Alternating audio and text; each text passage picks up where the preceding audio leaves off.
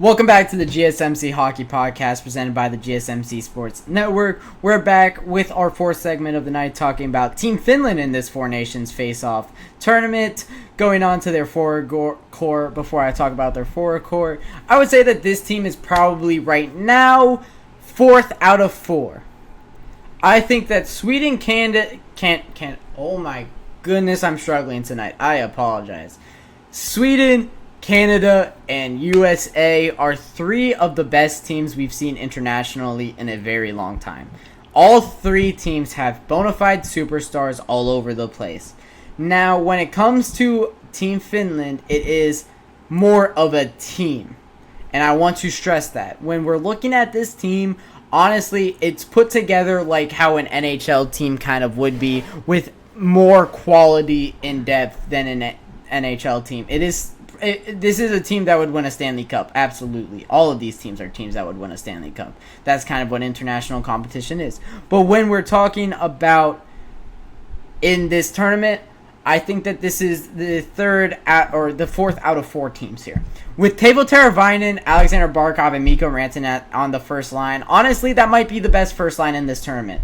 And I'm saying that this is the 4th best team in the tournament. Teuvo Teravainen is one of my favorite players in the NHL. I think he plays the game at a very high level.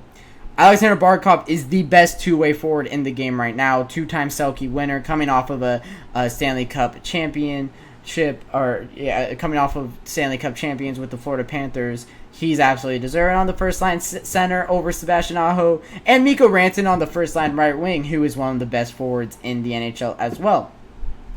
That's unbelievable. Like, truly, it could be the best first line that we have in this tournament, with Nathan MacKinnon playing on the second line without McDavid and Bedard. I think if you put McDavid on that, or put MacKinnon on that first line, you can't put together a better first line unless you have Draisaitl instead of Connor Bedard. But even then, I mean, like, Connor Bedard's pretty good. But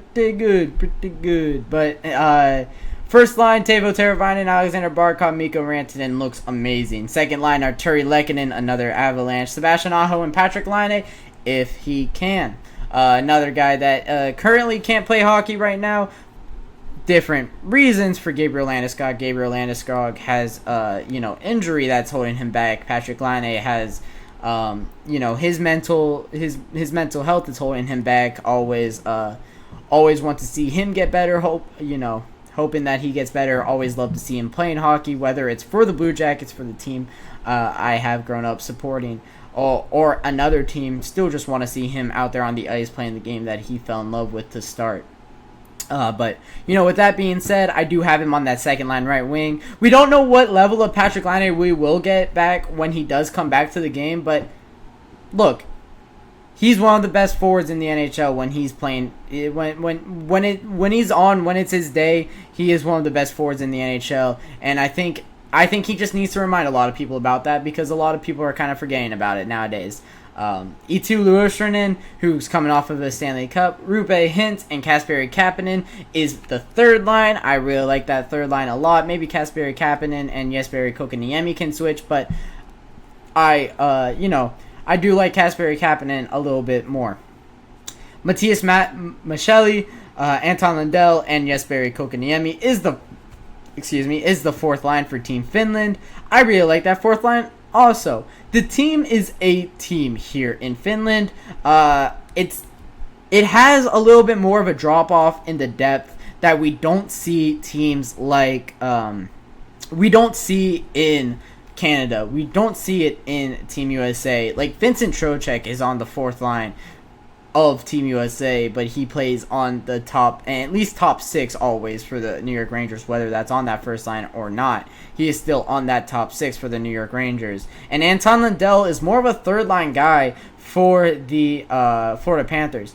This team, however, is very Florida Panthers heavy. You have Eetu Luostarinen, you have Anton Lundell, and you have Alexander Barkov, all of them Florida Panthers. It is also pretty Hurricane heavy. Not anymore with Teravainen not being on that team, but Teravainen, Aho, and Kotkaniemi, you can make up an entire Finnish line there. I decided to not go with that because, of course, Teuvo is not on that team anymore. So going into our final defensive and goalie goalie setup here for this the projection on this tournament. You have Esa Lindell and Miro Heiskanen, who that is fantastic. 2 Dallas Stars defensemen that play this game at such a high level. A fantastic defensive pairing for the Dallas Stars. You could have also made an argument for Thomas Harley over in USA. I decided to go different directions there, but I do feel like that could be mentioned. Nico Mikola and Henry Jokiharju make up the second defensive pairing, and this is where you find a little bit of a fall off. I'm not gonna lie here. I do think that the defensive core is the worst here in Finland than it is elsewhere. But that doesn't that is why I think that this team is 4 out of 4 right now. But Nico Mikola just won a Stanley Cup. He's a fantastic player. Rasmus Ristolainen on his day is a fantastic player. Juuso Välimäki is a fantastic player. For those audio listeners that can't see the graphic on the screen right now, Juuso Välimäki and Rasmus Ristolainen are the two on the bottom pairing. Then you have Jussi Saros, Ukko-Pekka Lehkonen, and Jonas Korpisalo in net for Team Finland. This Finnish team is fantastic. Truly, I with me saying that it is the 4th out of 4 teams, it's not a knock to them.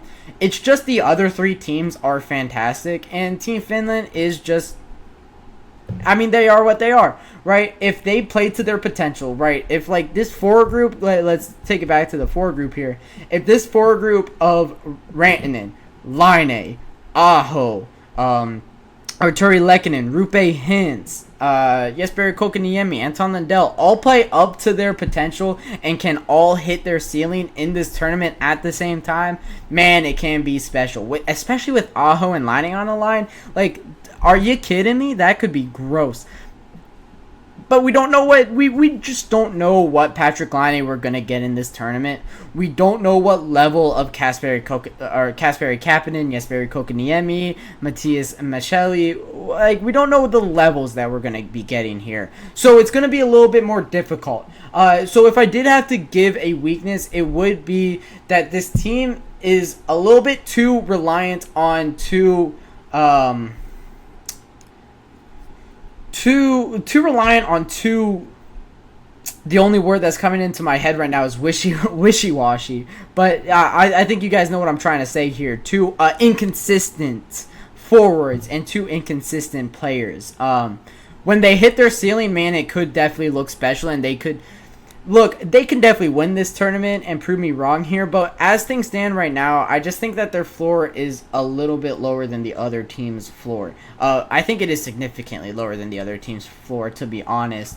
So when I'm looking at, these projected lineups, when I look at all these teams, what really stands out to me, well, it's the American goaltending, I think, is the best goaltending tandem that there is in the tournament. I also really love their entire forward core. I think it is fantastic. Team Canada has the best superstars, right? The high-end talent is always going to be from Canada. We talk about it a lot, whether it's, their hockey, how they progress hockey players from a youth level is better than any other country in the world. We've known it for a very long time. That's why you get talents from there that are Bedard, McDavid, Mitch Marner, whatever it may be, Crosby of old. You have Tavares, Stamkos that didn't even make Team Canada's lineup. I begrudgingly left them off, but I think it just makes sense where they're at in their career that they're not going to be in this tournament. I think for Team Canada, you had the high-end talent. For Sweden, overall, as a team, up and down, the team has very little weaknesses, maybe even no weaknesses. Honestly, their depth on that team is fantastic. Their goalie tandem is fantastic. The bottom pairing defensemen are pretty good. Just all over the ice, it looks very special what they built in Sweden. I think that team is going to be really good. And then in Team Finland, I think their ceiling is so high, but I also think their floor is so low. It's going to be interesting in this tournament to see how the special teams work, but that's a coach's job. I'm no coach. I'll be the first to admit that. So I can't wait to see how that plays out. that this tournament's only like 7 months away. So I'm excited to see how this shapes up. I think that it was a fun little exercise to do, fun little thing to break down, see where teams are at, see what we're projecting, see the guys that we got to kind of watch for early parts of next season to see how they are playing hockey. But that'll wrap it up for the fourth segment of the night. Wrap it up talking about the projected lineups for all 4 teams in the Four Nations face-off. When I come back for my fourth and final break of the night, we will be giving the Calgary Flames season preview, continuing on with that series.